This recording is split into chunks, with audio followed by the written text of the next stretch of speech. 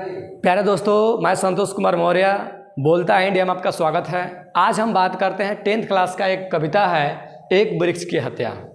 वृक्ष के बारे में कहा था क्योंकि वृक्ष जो है एक इंसान की सभ्यता के लिए, यानी कि इंसान की सभ्यता के लिए सबसे महत्वपूर्ण है। वृक्ष है यानी कि पेड़ है तो हम हैं, पेड़ नहीं तो हम नहीं। पेड़ के बारे में कहा जाता है, भगवान बुद्ध कहते हैं कि वृक्ष एक दानशील प्राणी है। ये अपना हर चीज़, फल से लेकर पत्ती, पत्ती से लेकर जड़, यानी हर चीज़ दान के रूप में देता है इंसान को। इस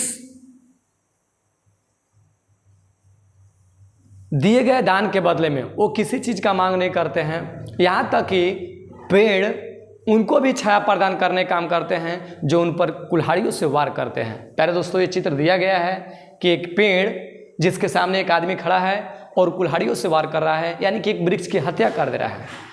ऐसे ऐसे करके एक एक वृक्ष का हत्या अगर होता जाए तो इस संसार से, इस दुनिया से इंसानी सभ्यता हमेशा के लिए समाप्त हो जाएगी, हमेशा के लिए ख़त्म हो जाएगी। तो आइए दोस्तों जानते हैं एक वृक्ष की हत्या, जिस कविता को लिखने का काम किए थे कवि कुंवर नारायण, मतलब कुंवर नारायण सिंह। अगर कोई पूछेगा एक वृक्ष की हत्या को किसने लिखा था, तो कुंवर नारायण एक कवि है, बहुत बेहतरीन कविता लिखे हैं। आइए पढ़ते हैं और इसका अर्थ समझते हैं। प्यारे दोस्तों, कुंवर नारायण के बारे में कहा था कि कुंवर नारायण का जो घर था, ये जो कविता है एक रियल स्टोरी पर बना हुआ है। इनके बारे में कहा था है कि इनके दरवाजे के ठीक सामने एक वृक्ष हुआ करता था, लेकिन कुंवर नारायण घर से शहर में जाने के वजह से उन वृक्ष से मुलाकात नहीं हो पाती कुंवर नारायण का। इसके वजह से वो कभी कभी जब अपने घर लौटते हैं तो उस वृक्ष को पाकर बहुत खुश जाते हैं। तो एक बार एक ऐसा समय आया जिसमें कुंवर नारायण जब अपने घर आते हैं तो आने के बाद देखते हैं कि वो वृक्ष था ही नहीं। तो एक उसी वृक्ष की न होने की उपस्थिति में उन्होंने वृक्ष की व्याथा को, यानी कि वृक्ष की हत्या को एक कहानी के रूप में, एक कविता के रूप में दर्ज कर चुके हैं। एक कविता आपके सामने है, इसीलिए इस कविता का नाम एक वृक्ष का हत्या रखते हैं। तो आइए जानते हैं इस कविता में क्या खासियत है कि ऐसे ऐसे करके एक एक वृक्ष करके अगर हत्या होती रही तो एक दिन ऐसा समय आएगा कि इस धरती से वृक्षों का सर्वनाश हो जाएगा, जंगल का सर्वनाश हो जाएगा और धरती विनाश के कगार पर चली जाएगी। चलिए, तो जब कभी घर आते हैं तब कहा जाता है कि अब कि घर लौटा तो देखा वह नहीं था वही बूढ़ा चौकीदार वृक्ष जो हमेशा मिलता था घर के दरवाजे पर तैनात। प्यारे दोस्तों, इसके माध्यम से कवि का कहना है कि जब जब कभी घर आते थे तब उनके दरवाजे पर एक बूढ़ा वृक्ष, यानी कि वो वृक्ष जो था वो बूढ़ा हो चुका था और वो वृक्ष हमेशा उनके घर के दरवाजे पर तैनात मिलता था चौकीदार के भांति। ठीक है, दूसरा पंक्ति है,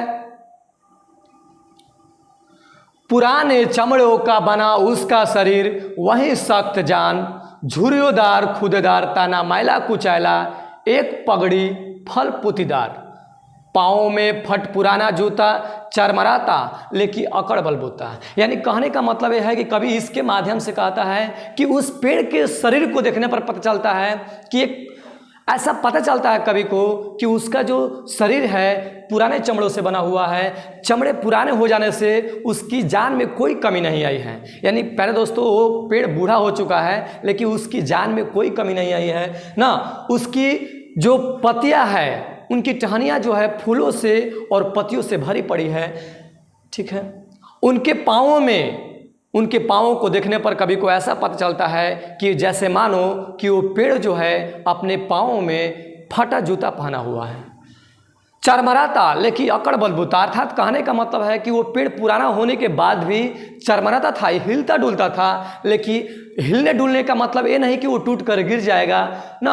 अकड़ बलबूते यानी कि वो अपने बलबूतों के साथ एक स्थान पर खड़ा था। चरमराने का मतलब ये नहीं कि वो पेड़ कमजोर हो गया है, वो पेड़ के पास उतनी सामर्थ्य थी अपने आप को खड़ा रखने का। अब इसके बारे में कवि का अगला पंक्ति है कि धूप में बारिश में गर्मी में सर्दी में हमेशा चौकाना अपनी खाकी वर्दी में। देखिए प्यारे दोस्तों, चौकीदार किसको कहा था? चौकीदार का मतलब होता है कि एक ऐसा व्यक्ति जो आपराधिक स्थल पर चौकसी करने का काम करता है। तो कवि को पेड़ एक चौकीदार की भांति लगता है और वो कहता है कि पेड़ जो है एक ऐसा चौकीदार है, एक ऐसा चौकसी करता है कि धूप में भी, बारिश में भी, गर्मी में भी और सर्दी में भी, यानी कि 24 घंटे के 24 घंटे हर मौसमों में चौकसी करने का काम करता है। और ऐसा चौकसी करता है कि वो कवि को चौंका देता है, कवि को आश्चर्यचकित कर देता है। ठीक है, जब उस वृक्ष की हत्या नहीं हुई थी तब एक बार जब कवि घर लौटता है तो उसी के बारे में लिखते हैं कि दूर से ही ललकारता कौन, मैं जवाब देता दोस्त। यानी कहने का मतलब यह है कि जब वो कवि उस पेड़ के पास आ रहे थे तो पेड़ की टहनियाँ हिलकर पूछना चाहती है कवि से कि तुम कौन हो जो मेरे पास आने की कोशिश कर रहे हो। तो कवि अपने भावों में उसका जवाब देता है कि मैं तुम्हारा दोस्त हूँ, वही दोस्त जो कभी तुम्हें पानी से सींचता था, वही दोस्त जो तुम्हारे ठंडी छाँव में बैठकर आनंद लेता था, वही दोस्त हूँ तुम्हारा।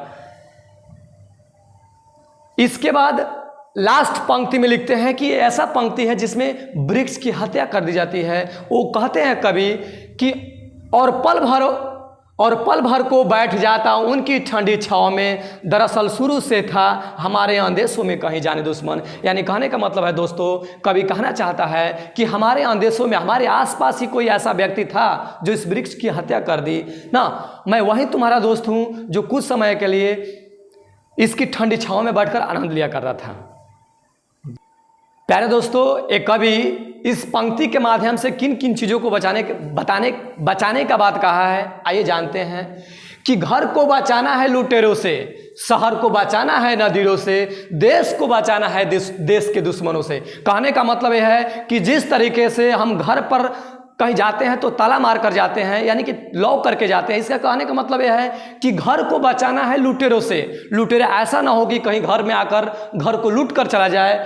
शहर को बचाना है नदीरों से। प्यारे दोस्तों, हिंदुस्तान के इतिहास में एक ऐसा शासक था जिसका नाम नादिर शाह था। नादिर शाह को भूला नहीं जा सकता है। नादिर शाह एक ऐसा शासक जो हमारे देश की राजधानी दिल्ली को लूटने का काम किया। इसलिए कहा जाता है कि घर को बचाना है लुटेरों से, शहर को बचाना है नदीरों से, देश को बचाना है देश के दुश्मनों से। कहीं ऐसा ना हो कि देश के दुश्मन इस देश के कई टुकड़े कर दे। कहीं ऐसा ना हो कि नादिर जैसा शासक आकर हमारे देश के जितने तमाम शहरें हैं उसको लूट कर चला जाए। कहीं ऐसा ना हो कि लुटेरा आकर घर को लूट कर चला जाए। इसीलिए कहा गया है कि कभी कहता है कि घर को बचाना है लुटेरों से, शहर को बचाना है नदीरों से, देश को बचाना है देश के दुश्मनों से। बचाना है नदी को नाले हो जाने से, बचाना है हवा को धुआं हो जाने से, बचाना है खाने को जहर हो जाने से। प्यारे दोस्तों, इस माध्यम से, इस पंक्ति के माध्यम से कवि कहता है कि सोचिए, अगर एक एक वृक्ष का हत्या करते रहें तो कहीं ऐसा ना हो कि नदियाँ नाले में सिमट जाए, कहीं ऐसा ना हो कि हवा धुआं बन जाए, कहीं ऐसा ना हो कि खाना जहर का रूप धारण कर ले। प्यारे दोस्तों, इसीलिए एक वृक्ष एक इंसान के जीवन में कितना महत्वपूर्ण है, ये लास्ट पंक्ति में दिखाता है कि बचाना है जंगल को मरुस्थल हो जाने से, बचाना है मनुष्य को जंगल हो जाने से। प्यारे दोस्तों, कवि इस पंक्ति के माध्यम से कहता है कि कहीं ऐसा ना हो कि जो जंगल है, जो जंगल विस्तृत है, वो जंगल रेगिस्तान में तब्दील हो जाए। कहीं ऐसा ना हो कि जिस इलाके में जंगल बिछे हुए हैं उस जंगल की कटाई कर करके इंसान की बस्ती बस जाए। कहीं ऐसा ना हो कि वो जंगल इंसान की बस्ती का रूप धारण कर ले। इसलिए कहा गया है कि बचाना है जंगल को मरुस्थल हो जाने से, बचाना है मनुष्य को जंगल हो जाने से। प्यारे दोस्तों, मैं संतोष कुमार मौर्य, मेरे वीडियो को लाइक, शेयर और सब्सक्राइब करें। जय हिंद, जय भारत दोस्तों। चलिए, हो गया।